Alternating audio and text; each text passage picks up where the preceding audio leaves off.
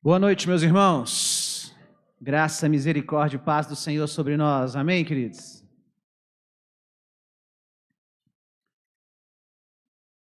Eu gostaria hoje de iniciar uma série de mensagens. Eu disse que esse ano eu estou especialmente estudando um livro específico da Bíblia, que é o livro de Hebreus, ou a carta aos Hebreus. E existe uma riqueza extraordinária nessa carta. Abra comigo sua Bíblia em Hebreus, finalzinho do livro de Hebreus. Pode colocar o título aqui para mim, por favor. Aliás, põe o texto primeiro, isso. Hebreus capítulo 13. Pode pôr na NVI.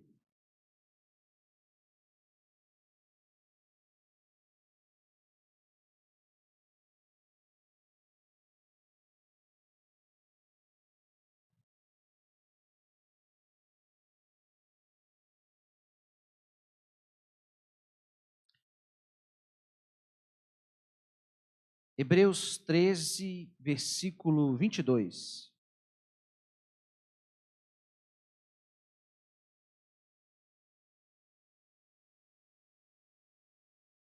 A carta aos Hebreus, ela tem 13 capítulos. Aqui a gente está no finalzinho da carta. E o escritor dessa carta, que nós não sabemos quem é, né? Algumas pessoas afirmam ser o apóstolo Paulo, mas nós não temos certeza disso. Ele, no final de sua carta, ele faz um certo tipo de definição nesse texto. Ele fala assim: irmãos, peço que suportem a minha palavra de exortação. Na verdade, o que eu escrevi é pouco.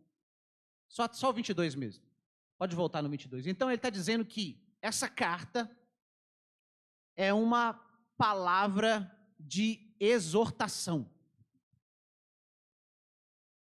E ele, mesmo depois de ter escrito 13 capítulos com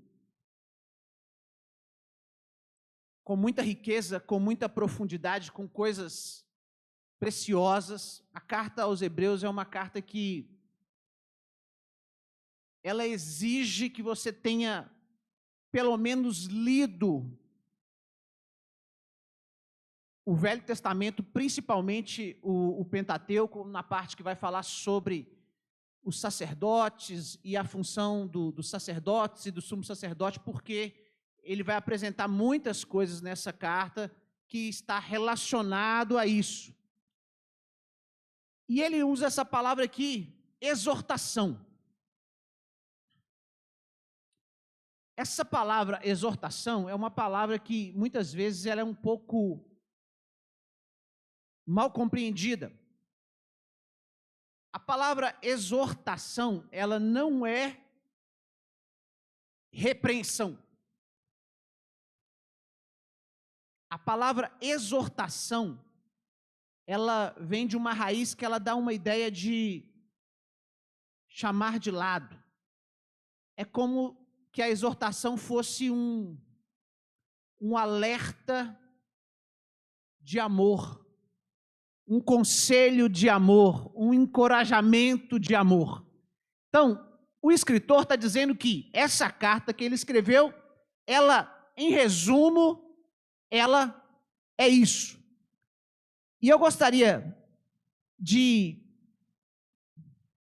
fazer um apanhado, fazer uma introdução e falar sobre uma primeira parte dentro disso. Por quê? Existem algumas formas da gente olhar para essa carta e caminhar por ela. Uma dessas formas é analisando essas exortações. A gente vai encontrar 5 palavras de exortações espalhadas nessa carta. Mas antes da gente ir nelas, vamos falar um pouquinho sobre os outros que depois, futuramente, nós queremos abordar também. Coloca para mim Hebreus 13, aliás, 13 não, 3, versículo 1.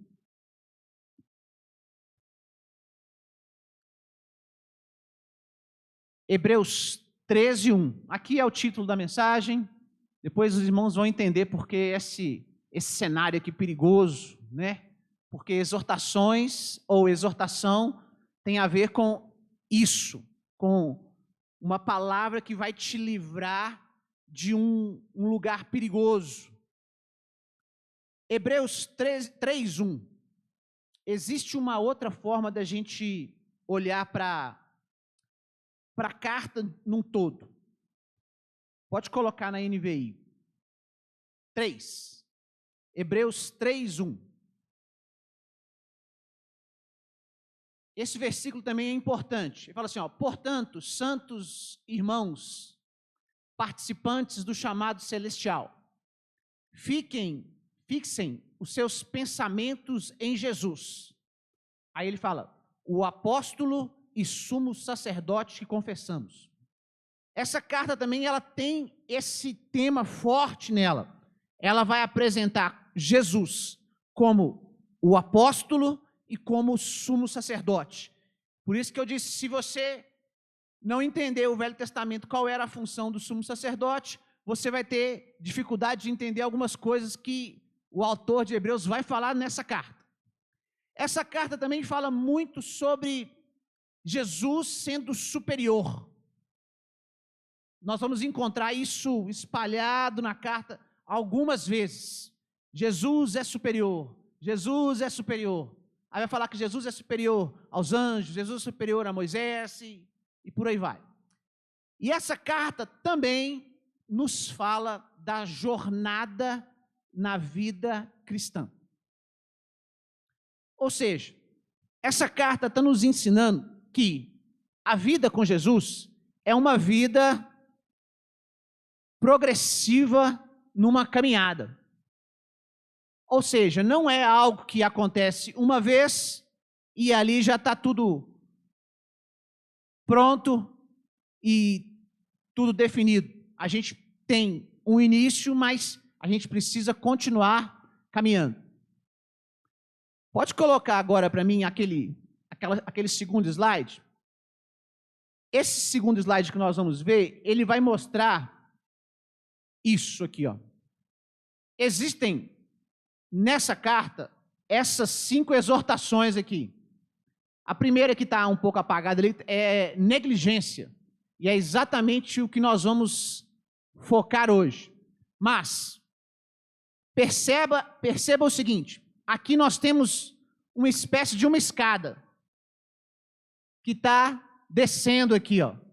Negligência, incredulidade, apostasia, pecado voluntário, indiferença. O autor de Hebreus, enquanto ele vai falando sobre Jesus como apóstolo e sumo sacerdote, ele vai abrindo alguns parênteses e vai fazendo essas exortações. Então ele vai exortar do perigo da negligência, da incredulidade, da apostasia, do pecado voluntário e da indiferença. E quando a gente olha para aqui e vê essa escada descendo, é impressionante, e eu convido os irmãos para estudar essa carta e olhar. Se você pegar, na maioria das Bíblias, esses intervalos aqui, eles estão com títulos específicos, não em todas. Se a gente olhar, a gente vai ver que essa escada de descida é uma escada que ela é uma realidade para a morte espiritual. É por isso que são exortações, ou seja, o autor de Hebreus, ele está nos exortando ou nos alertando em amor que, se a gente não tomar cuidado com essas coisas, a nossa vida vai experimentar morte espiritual. E quando o autor de Hebreus está escrevendo, essa carta é uma carta com conteúdo mais voltado para os crentes em Jesus. Nós vamos ter outros textos do Novo Testamento que são palavras que são voltadas para aqueles que ainda não encontraram a Cristo, palavras de encorajamento para pessoas que ainda estão precisando tomar uma decisão, para nascer de novo, para conhecer Jesus. Mas aqui você vai ver isso claramente. Cada uma dessas palavras, ele vai usando exemplos em cada uma delas para mostrar que isso aqui pode acontecer com qualquer pessoa. Mas existe algo também interessante aqui, que existe aqui uma descida gradual. O que isso quer dizer? Isso quer dizer o seguinte, que normalmente uma pessoa que está firme com Jesus, servindo Jesus, com alegria de coração, ela não pula da sua progressão positiva de conhecer a Jesus diretamente para cá ou para cá. A pessoa começa errando no primeiro degrau de descida e ela vem descendo gradativamente. É isso que essa carta vai nos ensinar de uma maneira muito sábia aqui. Pode deixar isso daqui por enquanto. Então, como a gente vai começar, e nós vamos falar hoje especificamente sobre negligência, vamos lá para Hebreus, capítulo 2, apenas 4 versículos, aí do 1 ao 4.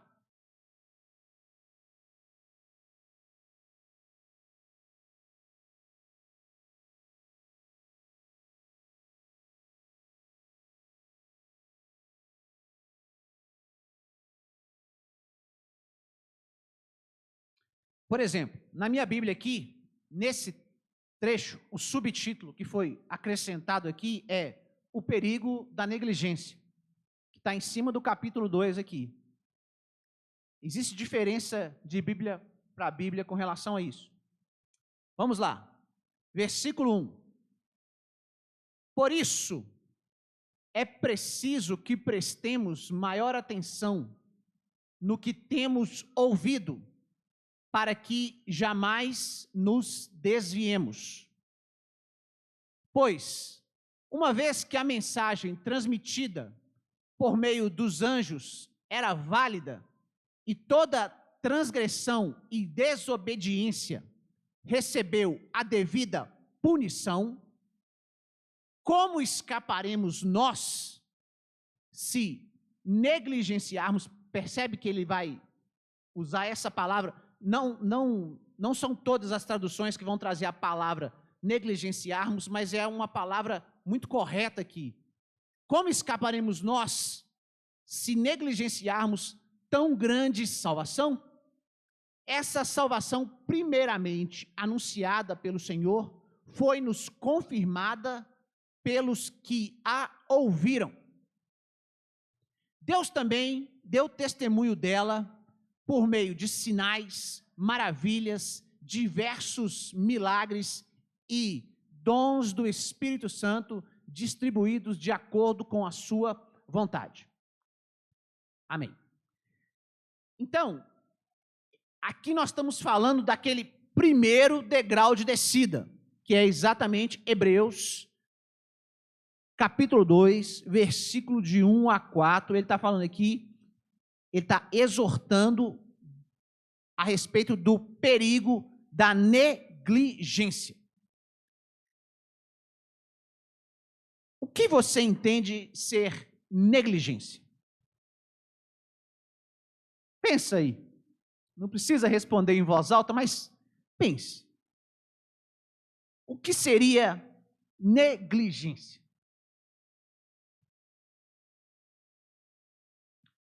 Vou lançar uma segunda pergunta para os irmãos.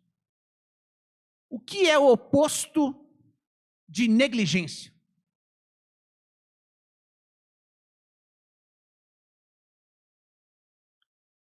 Vou responder a segunda pergunta. O oposto de negligência é diligência. Inclusive, em algumas traduções, se eu não me engano, na Revista e Corrigida, no primeiro versículo vai estar a expressão diligentemente. E o que seria essas duas coisas? Ou seja, se o autor aqui dessa carta está nos exortando, nos alertando sobre o perigo da negligência, o que seria isso? Depois nós vamos falar sobre o que ele está falando que a gente não deve negligenciar. Mas o que seria negligência? Negligência seria a gente ser descuidado.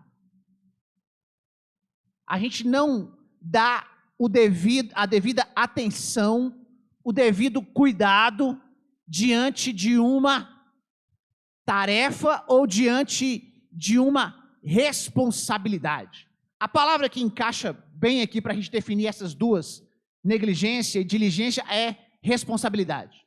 Aquele que age mal diante de uma responsabilidade, ele vai ser um negligente.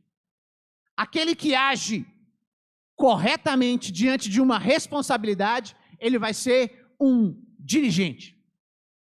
Então, o autor aos Hebreus aqui, ele está falando sobre esse tema aqui. Agora, vamos ver o que ele está falando no versículo 1. Ele começa dizendo assim: por isso é preciso que prestemos maior atenção ao que temos ouvido.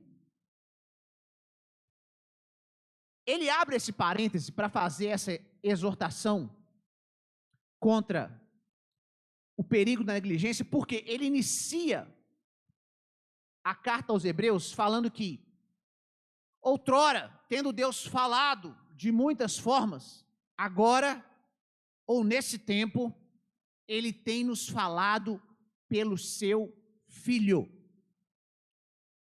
E ele pega um gancho e ele fala assim, uma vez que Deus tem falado a nós, como igreja, presta atenção nisso, como Deus tem falado a nós como igreja, através do seu Filho, nós temos que dar maior atenção. Meu irmão, isso aqui é tão sério. Essa carta é uma carta que, apesar de ser uma exortação de amor, quando a gente vai lendo essa carta, a gente vai estremecendo, porque, de uma forma muito linda, o autor vai nos quebrando, vai nos levando ao entendimento que nós precisamos mudar a nossa postura e assumir uma responsabilidade. E ele vai falar aqui, desse primeiro degrau da escada da morte espiritual, que é a negligência, falando assim, nós precisamos dar maior atenção ao que temos ouvido, para que jamais nos desviemos. Eu gostaria de focar um pouco nessa palavra aqui, jamais nos desviemos. Eu estava refletindo e pensando, quando eu estava estudando, preparando isso, existe um fenômeno que tem acontecido, principalmente na igreja brasileira, mas também em muitas outras partes do mundo, na América do Norte, na Europa. Existem muitas pessoas hoje que são chamadas de desviadas. Você já ouviu esse termo, desviado? O que seria um desviado? Que é, jamais nos desviemos. O que seria um desviado? É uma pessoa que, de alguma maneira, experimentou, em algum nível, as coisas de Deus e simplesmente abandonou, largou. Não está mais envolvido com as coisas de Deus, envolvido com com a igreja, envolvida com o evangelho, não tem mais um compromisso. E eu fiquei pensando sobre o que o autor está falando aqui, e eu comecei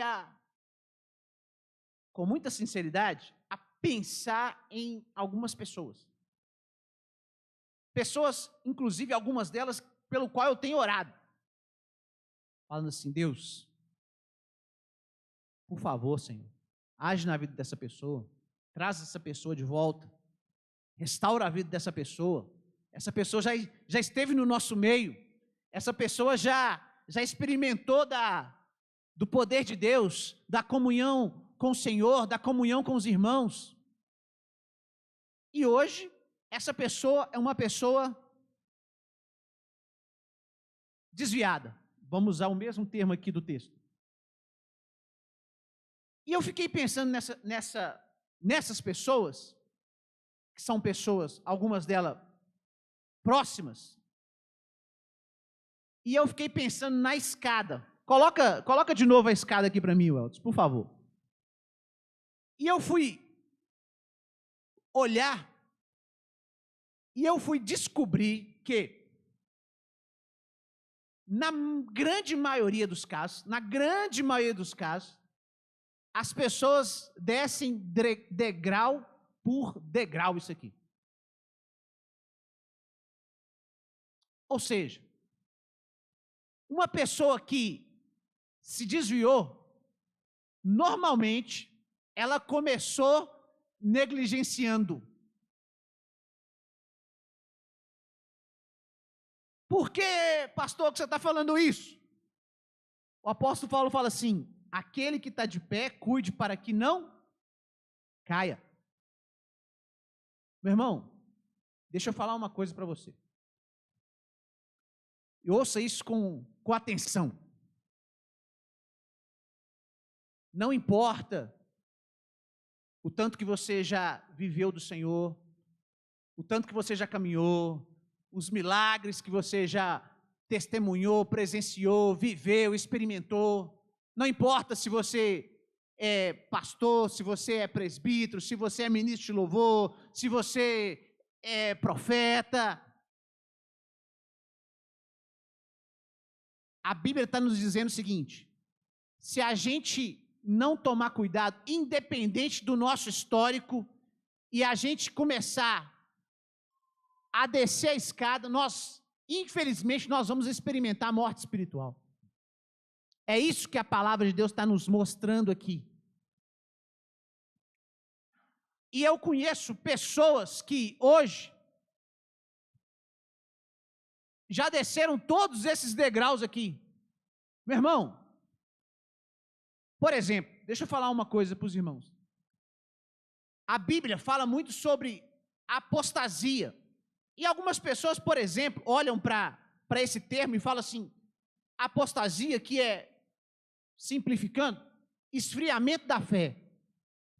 Às vezes as pessoas olham para esse termo, apostasia, e acham que isso já é o fundo do poço. Deixa eu contar algo para vocês. Não, meu querido. Depois da apostasia ainda tem coisa pior que para baixo.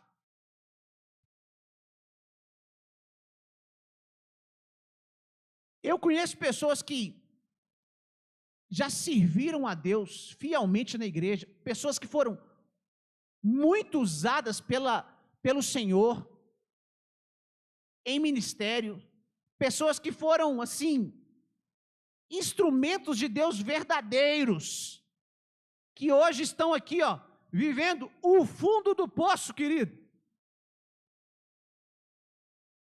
Por quê? A pessoa começa negligenciando. Depois ela vai viver incredulidade. Eu não vou falar especificamente, isso vai ser para próximas.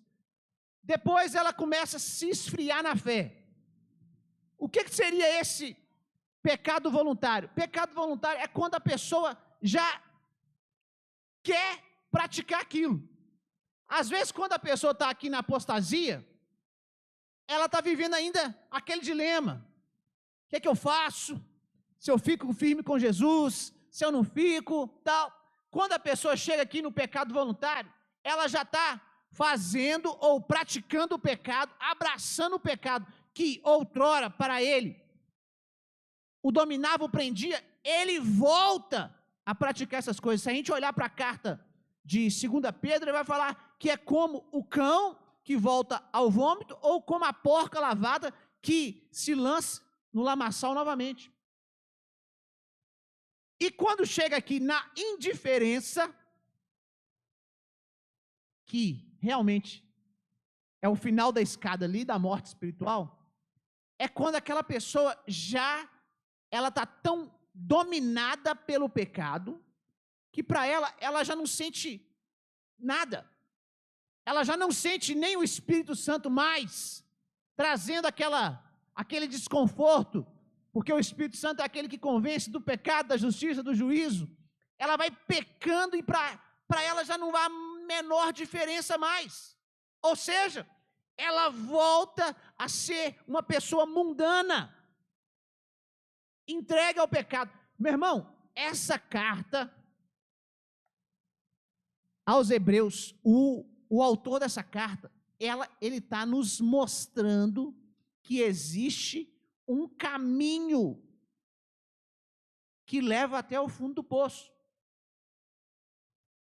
Se eu não me engano, foi a Cris que ela no dia que ela pregou aqui no Congresso de Mulheres, acho que foi ela mesma que ela falou que as pessoas não tropeçam em montanhas, elas tropeçam em pedras, né?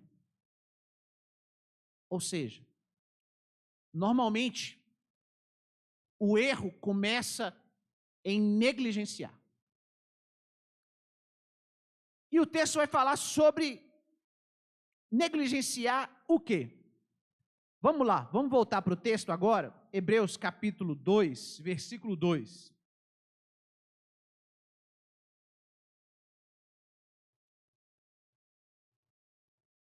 Isso. Sobre o que ele está falando que a gente não deve negligenciar.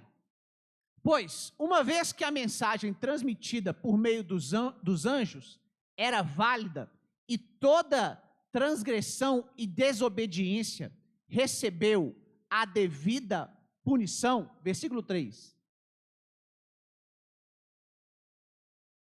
Como escaparemos nós se negligenciarmos tão grande salvação? Ou seja, vamos parar aqui. Então, ele está dizendo o seguinte. Nesse texto, ele está usando como referência, e ele vai fazer isso em outras situações também, ele está usando como referência, ou como exemplo, o povo de Israel após a saída ou a libertação do Egito.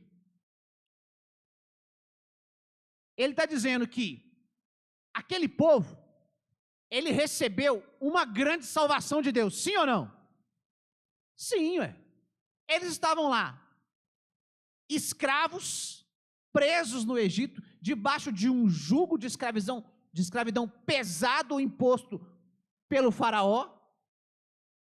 Deus se manifesta, levanta Moisés e Arão, e começa a usar Moisés e Arão, começa a trazer castigos ou julgamentos sobre a nação do Egito, 10 pragas, e na 10ª praga, a morte dos primogênitos, Deus começa ali a tirar o povo do Egito. Depois eles vão lá, atravessam o Mar Vermelho, e Deus começa a cuidar daquele povo. Mas, se a gente olhar para a história, o que aconteceu depois que aquele povo recebeu toda essa salvação de Deus? Aquele povo, ele foi negligente com aquela salvação. Por isso que a Bíblia fala que toda uma geração recebeu punição Ou seja, aqueles acima de 20 anos de idade, todos acima de 20 anos de idade que saíram do Egito, não entraram na terra prometida. Exceto Josué e Caleb. Esse texto de Hebreus está dizendo o seguinte.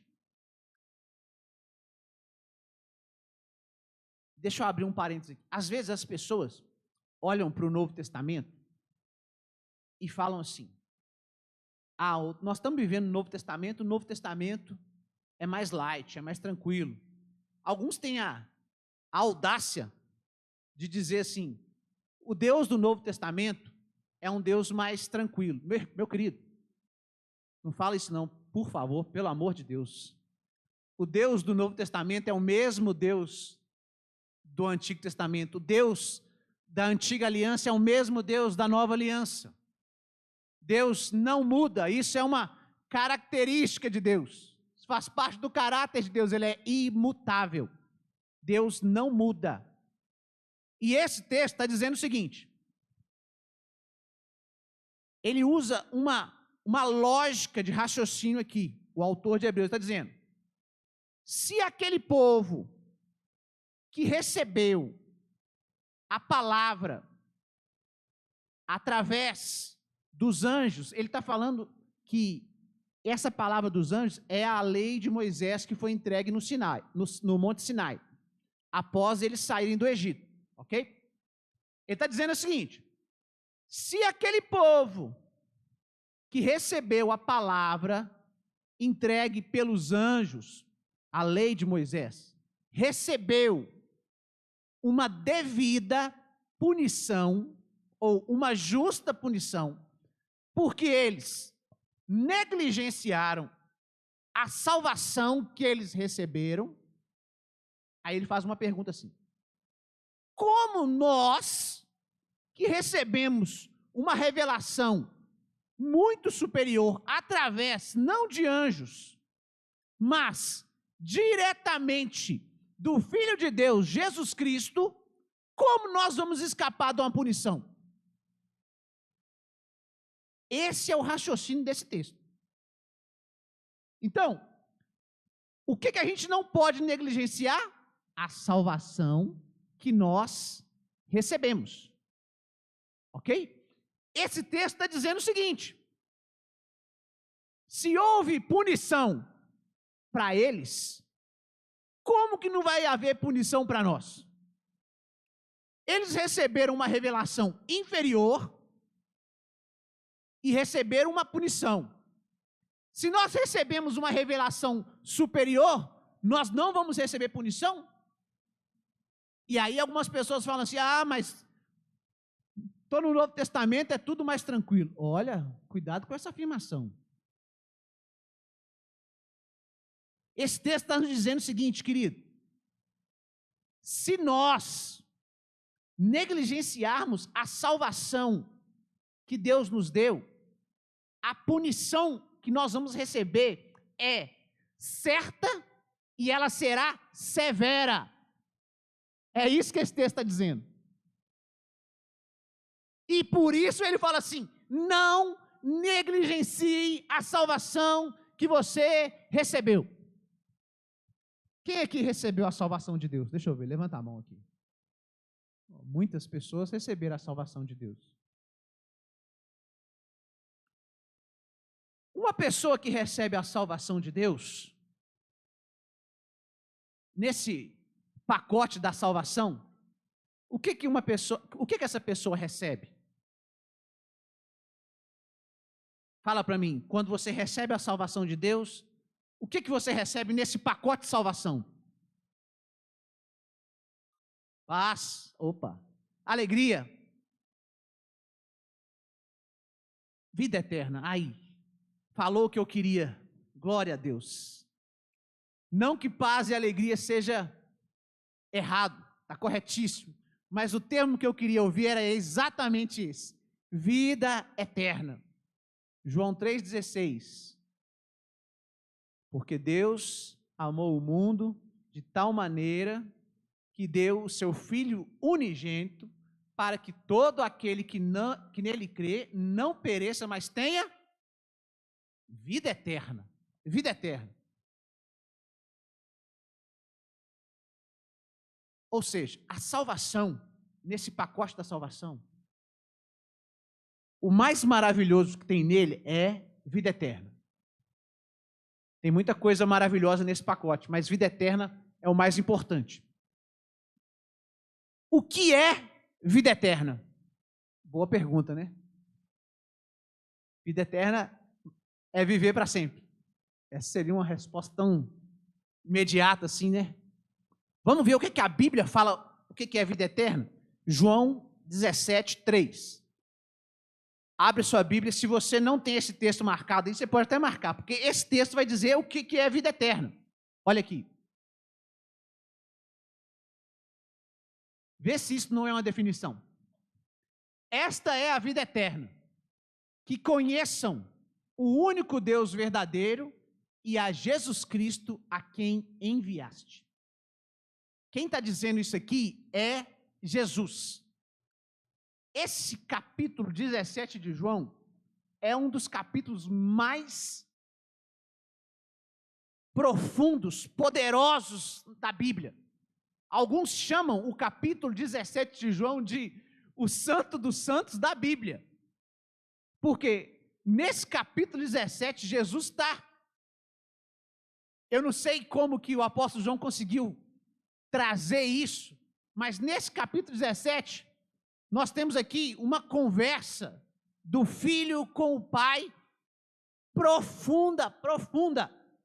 E no começo do capítulo, versículo 3, ele fala sobre vida eterna. Ele está fazendo uma definição de vida eterna aqui. O que é vida eterna? É conhecer o único Deus verdadeiro e a Jesus Cristo, o seu Filho, a quem ele enviou. Isso é uma definição de vida eterna.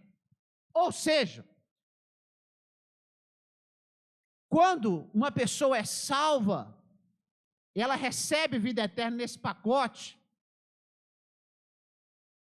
ela não vai provar essa vida eterna, não é só depois que ela morrer ou só depois que Jesus Cristo voltar. Não, meu irmão.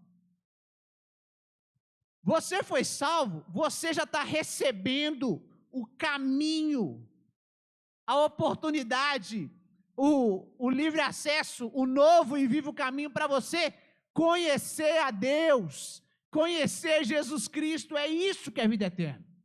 Então, quando o escritor de Hebreus vem aqui no capítulo 2 e ele fala que a gente não pode negligenciar essa grande salvação, de alguma maneira ele está dizendo o seguinte: você não pode negligenciar, você não pode se descuidar daquilo precioso que Deus te deu, que foi essa oportunidade, esse direito, esse acesso para conhecê-lo. É disso que está falando aqui. Vamos transportar isso para o exemplo que ele deu. Ele deu como exemplo o povo que recebeu a revelação por meio dos anjos, ou seja, a lei de Moisés no Sinai. Meu irmão, vamos pensar no coração do Senhor.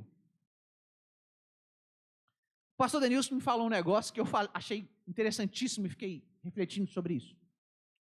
Ele falou assim: Daniel, eu estou lendo a Bíblia, eu não sei se foi isso no ano passado, ele falou isso na reunião de presbitério, Juninho talvez eu lembre, não sei se foi no ano passado ou nesse ano.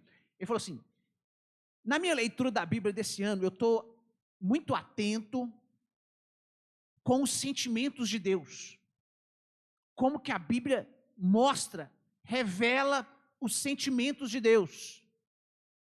Ou seja, que Deus se alegra, que Deus se entristece. Sentimentos.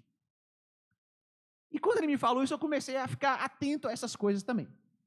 E nesse texto, eu fiquei pensando assim: Qual foi o sentimento de Deus nesse exemplo do povo que negligenciou a salvação? Eu fiz um resumo rápido da história de salvação do povo de Israel que foi liberto, salvo da escravidão no Egito. Após eles atravessarem o Mar Vermelho, se eu não me engano, demorou 40 dias para eles chegarem até o Monte Sinai, ou para eles armarem o seu acampamento no pé do Monte Sinai, ou próximo do Monte Sinai. Ou seja, Deus tinha um propósito em promover aquela salvação que ele promoveu. Meu irmão, pense uma coisa comigo aqui. E essa é uma pergunta interessante. Quando Pedro pregou o seu sermão no dia de Pentecostes, Atos capítulo 2, inclusive semana que vem nós vamos estar celebrando aqui a festa de Pentecostes. Quando Pedro, cheio do Espírito Santo, prega o seu sermão ali, após ele pregar, as pessoas que ouviram Pedro, que a Bíblia fala que elas ficaram tocadas, elas foram compungidas e perguntaram assim: e aí, o que nós vamos fazer? E muitas vezes essa pergunta, ela surge em nós. Tá bom, eu aceitei Jesus, eu fui salvo, e agora, o que eu vou fazer? Na verdade, a pergunta que eles fizeram para Pedro foi a primeira. Diante da salvação, ou diante da pregação, o que eu devia fazer? Aí Pedro falou com ele assim: vocês devem se arrepender e serem batizados em nome de Jesus, para que seus pecados sejam perdoados. Ou seja, Pedro já apresentou para eles o caminho. Então, eu vou aproveitar esse gancho aqui. Você que já se arrependeu, entregou sua vida a Jesus e foi batizado, ok? Mas aí vem a próxima pergunta, e as pessoas perguntam assim: uma vez que eu já entreguei minha vida para Jesus, uma vez que eu já fui batizado, e agora o que eu devo fazer? Você deve experimentar a sua vida eterna, ou seja, você deve prosseguir em conhecer a Deus. Esse é o caminho, esse é o propósito. Deus nos salvou com esse propósito, que a gente venha conhecê-lo. E no povo de Israel foi a mesma coisa, querido. Deus tinha um propósito em tirar aquele povo do Egito. Deus queria fazer aquele povo conhecer a Ele, entrar em aliança com Ele, experimentar da vida dEle. Eles já estavam experimentando os milagres, mas tinha muito mais para eles conhecer ainda. Aí eles acamparam perto do Monte Sinai. Aí Deus, meu irmão, Deus desceu no Monte Sinai. Deus foi para encontrar com aquele povo. Deus não foi ali para encontrar com Moisés. Deus foi ali para encontrar com aquele povo. Mas a partir daquele momento, aquele povo começa a demonstrar um desprezo por Deus. A Bíblia fala que eles ficaram com medo quando eles viram a manifestação de Deus, porque o monte tremia, fumegava, havia vozes, relâmpagos, trovões, aquele monte não estava suportando, porque Deus estava ali, pessoalmente. E eles viraram para Moisés e falaram assim: Moisés, você resolve as coisas com Deus lá e passa para a gente não quer não. Esse Deus aí, ele é poderoso demais. as coisas desse Deus aí não vai dar para nós não, porque a gente já está vendo que esse Deus aí não é um Deus de brincadeira. Meu irmão, quando a gente vai ler na história, a gente vai assim, meu Deus, o que o Senhor deve ter sentido, pensado nesse momento, depois de Deus ter feito tantas coisas por eles, e eles simplesmente desprezarem a Deus de uma forma categórica, assim. Mas o problema é que não fica só nisso. Eles vão avançando num processo de desagradar a Deus de uma forma, porque Moisés sobe no monte e ele vai começar a receber ali a revelação de Deus. É exatamente o que a Bíblia está chamando ali de a mensagem entregue por anjos.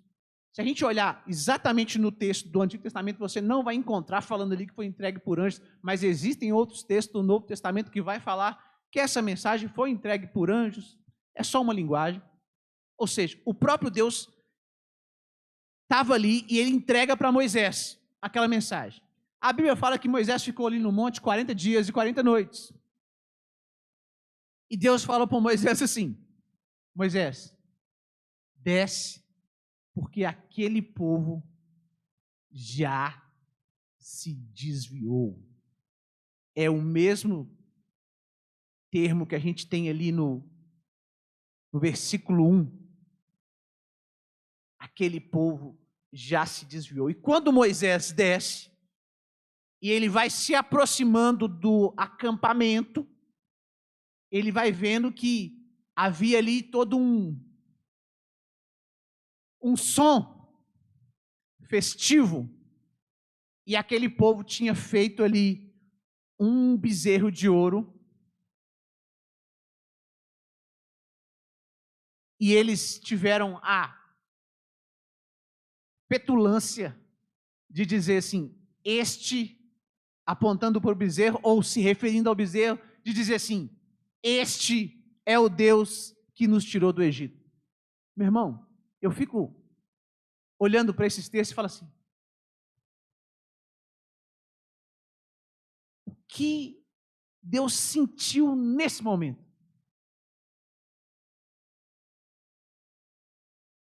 Por que eu estou voltando para mostrar esse exemplo?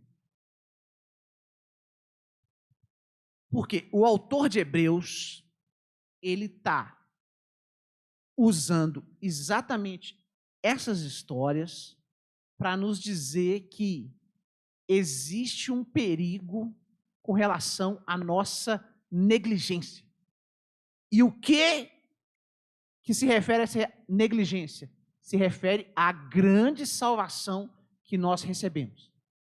Agora, vamos pensar não no povo da antiga aliança. Vamos pensar agora nós. Por quê? Repetindo o que eu já disse,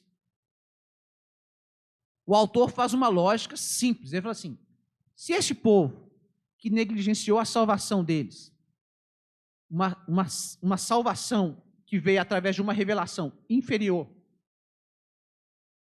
recebeu uma devida punição, como nós, que recebemos uma revelação superior, porque veio através do Filho de Deus, não vamos receber?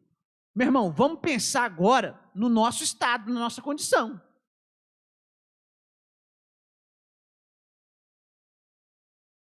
Se nós começarmos a negligenciar as coisas de Deus, as coisas que nos levam no caminho de conhecer a Deus, nós vamos receber também um devido castigo. Querido, presta muita atenção nisso. Eu não estou falando isso daqui querendo trazer uma imagem aqui escuta isso, de um Deus tirano, de um Deus mau, de um Deus que quer enviar um raio na cabeça do sujeito e despedaçar ele. Não é isso que eu estou querendo dizer. Por quê?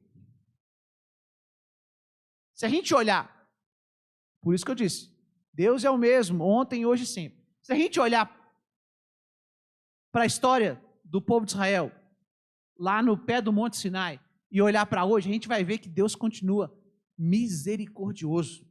A palavra fala assim que a misericórdia de Deus vai além das nuvens.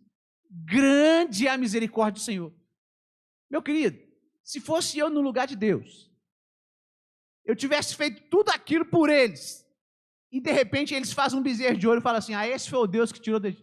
Eu não esperava nem Moisés chegar lá embaixo, já tinha destruído aquele povo todo. A minha misericórdia está longe de ser grande igual a do Senhor. Eu tenho que evoluir muito ainda.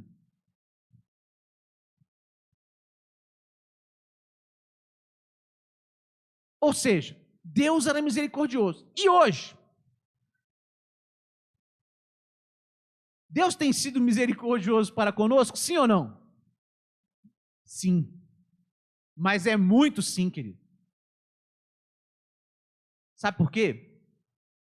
Porque da mesma maneira que aquele povo agiu com negligência diante da salvação, nós também nos dias de hoje, nós temos sido negligentes com a salvação que nós recebemos.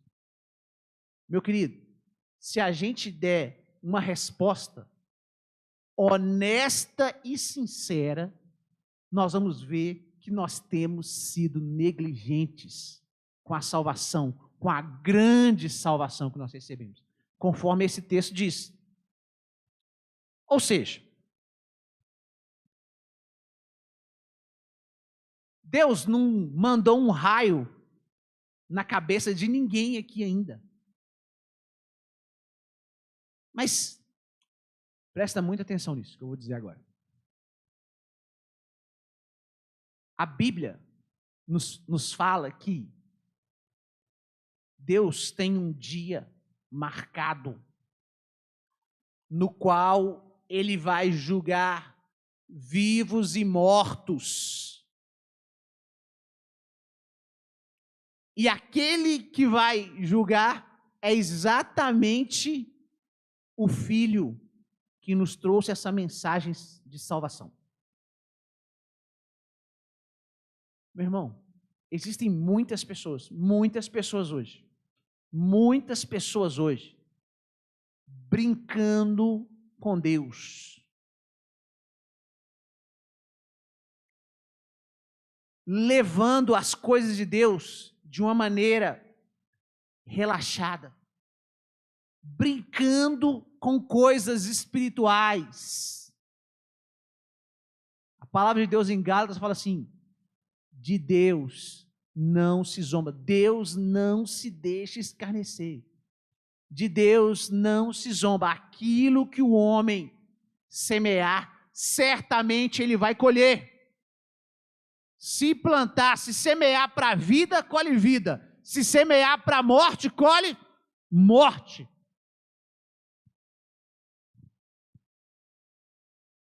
Pastor, que mensagem é essa? Essa mensagem é para... Não está parecendo uma exortação em amor. Meu querido, deixa eu te falar. Essa é uma exortação em amor em todos os sentidos. Sabe por quê? Deus moveu meu coração para trazer isso aqui hoje. Sabe por quê? Porque Deus ama as nossas vidas.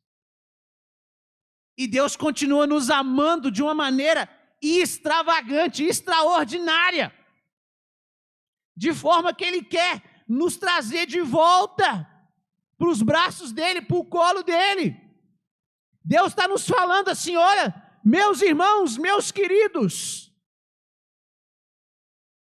eu tenho visto pessoas negligenciando princípios, quebrando princípios. Deixa eu te falar uma coisa. Aquele princípio que nós quebramos, logo ali na frente ele nos quebra. Você está falando isso para colocar medo em mim, pastor? Não, de jeito nenhum. Eu estou te falando isso em amor para abrir os seus olhos. Por quê? Se nós nos arrependermos hoje, o nosso Deus, Ele nos perdoa, Ele nos restaura, Ele nos cura. Vamos voltar para o texto aqui? Volta no versículo 3, Hebreus 2, 3. Ele vai continuar falando aqui da salvação para a gente poder caminhar para o final. Aí ele fala assim: como escaparemos nós se negligenciarmos tão grande salvação? Aí ele fala assim: esta salvação, primeiramente anunciada pelo Senhor, e quando ele está falando aqui pelo Senhor, aqui é o Senhor Jesus, foi-nos confirmada pelos que a ouviram. Ou seja, ele está dizendo o seguinte: primeiro, Deus enviou o seu Filho. Ele veio e começou a pregar a respeito dessa salvação. Jesus, em seu ministério aqui na terra, pregava a respeito da salvação. Depois que Jesus morreu, ressuscitou, subiu aos céus, essa mensagem de salvação continuou sendo pregada, confirmada pelos que a ouviram, ou seja, os seus discípulos. Seus discípulos continuaram a pregar, como a gente citou aqui, Pedro no capítulo 2, Pedro no capítulo 3 de Atos, eles pregavam essa palavra. Próximo versículo, o 4 e último aqui. Deus também deu testemunho dela, ou seja, dela o quê? Dessa mensagem de salvação, por meio de sinais, maravilhas, diversos milagres e dons distribuídos. Isso. Milagres e dons do Espírito Santo distribuídos de acordo com a sua vontade. Então, preste bastante atenção nisso.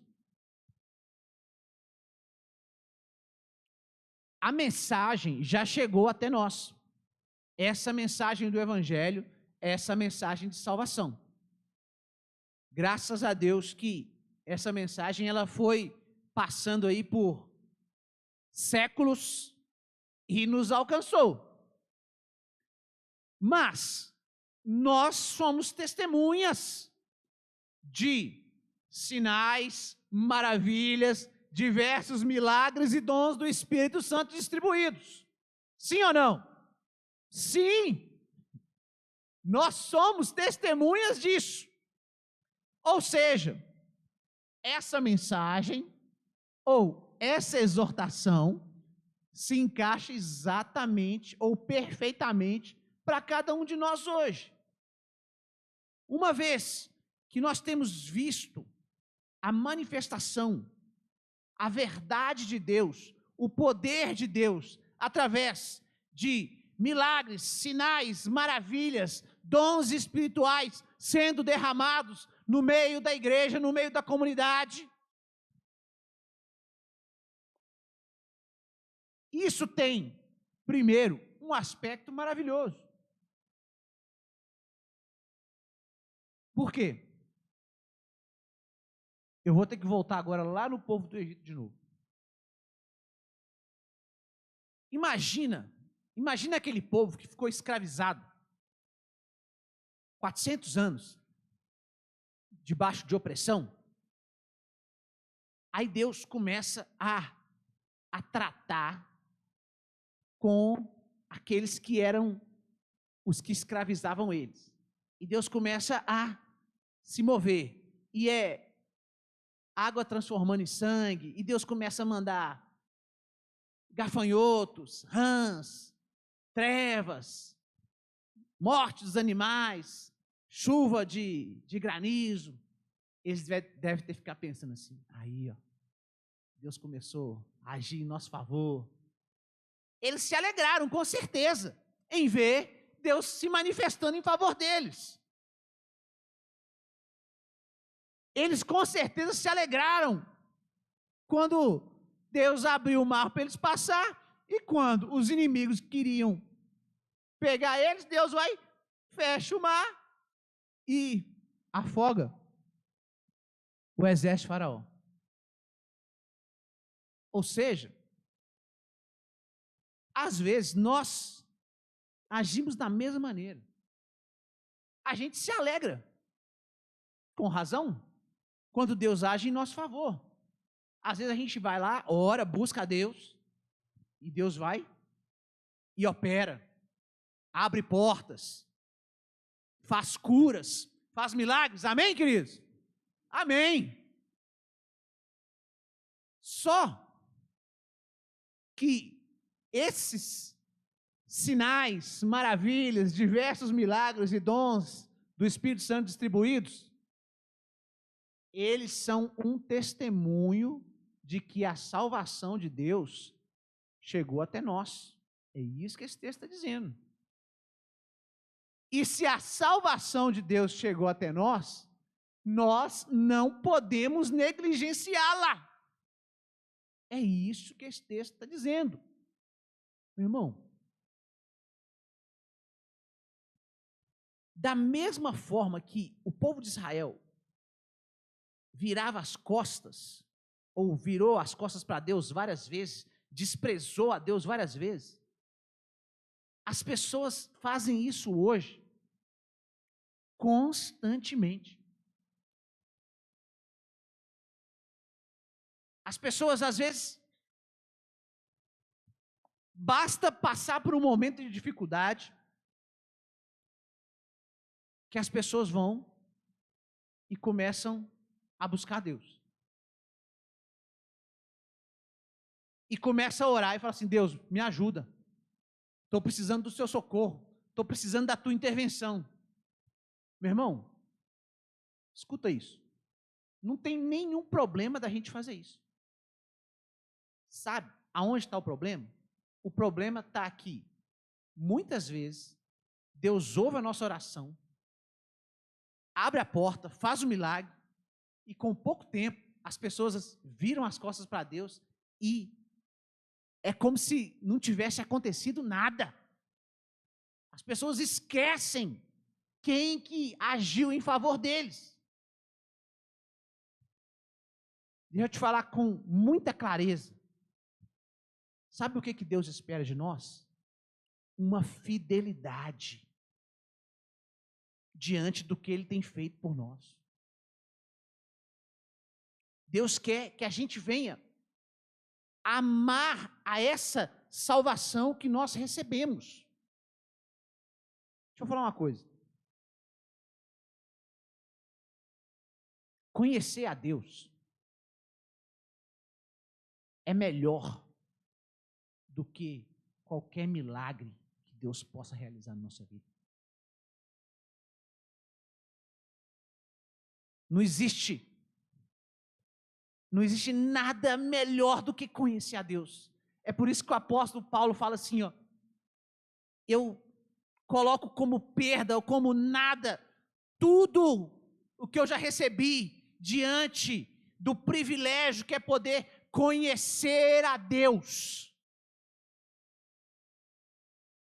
O apóstolo Paulo, quando ele entendeu e experimentou a Deus, todas as outras coisas começaram a ficar pequenas demais perto dessa maravilha. Jesus, ele fala disso numa parábola. Ele fala assim, ó: o reino dos céus é semelhante a um homem que encontrou um tesouro num campo. E ele foi lá e vendeu tudo o que ele tinha, alegremente, e foi para comprar esse campo com o tesouro.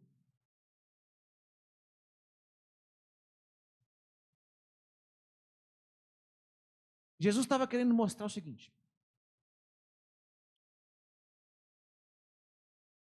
que esse acesso a Deus que nos é dado através do próprio Jesus é o maior tesouro que a gente possa encontrar. Não existe nada mais valioso do que isso, não. Existe hoje, infelizmente, tanta distorção no Evangelho, que as pessoas vão apresentando aquilo que Deus pode fazer como o mais valioso. Não é, querido, não é. O mais valioso é o próprio Deus. E se a gente conhecer a Deus, tudo que vem da mão dele vai ser apenas um detalhe. As pessoas hoje têm sido enganadas, ludibriadas por tanta coisa inútil e fútil. A gente vive um tempo onde as distrações, elas são várias. Sabe qual a resposta que o Senhor está esperando de nós hoje? É a resposta da gente se colocar diante dele e valorizar a salvação que ele já nos deu. Amém? Fica de pé, vamos orar.